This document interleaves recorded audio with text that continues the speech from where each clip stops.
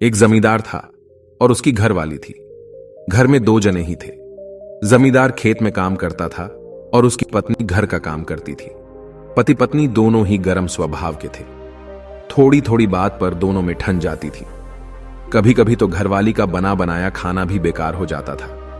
एक दिन घरवाली अपनी रिश्तेदारी में गई। वहां उसे एक बुजुर्ग औरत मिली। बातों बातों में जमींदार की घरवाली ने बुजुर्ग औरत को बताया कि मेरे घरवाले का स्वभाव बहुत चिड़चिड़ा है। वे जब तब मेरे से लड़ते ही रहते हैं।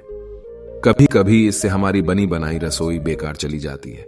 बुजुर्ग महिला ने कहा, यह कोई बड़ी बात नहीं है, ऐसा तो हर घर में होता रहता है।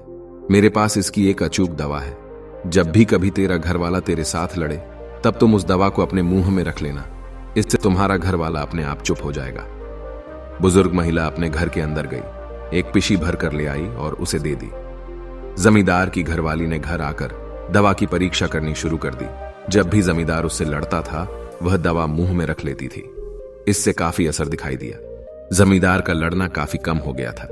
यह देखकर वह काफी खुश हुई। वह खुशी खुशी बुजुर्ग महिला के पास गई और कहा, आपकी दवाई तो कारगर सिद्ध हुई है।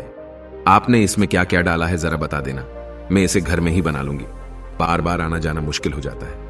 इस पर बुजुर्ग महिला ने जवाब दिया कि जो पिशी मैंने तुम्हें दी थी उसमें शुद्ध जल के सिवाय कुछ भी नहीं था।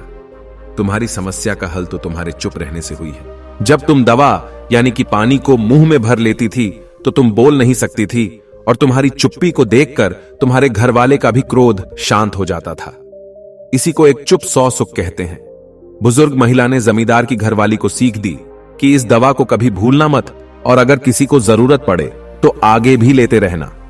जमींदार की घरवाली ने बुजुर्ग महिला की बात को गांठ बांध लिया और खुशी खुशी अपने घर वापस आ गई।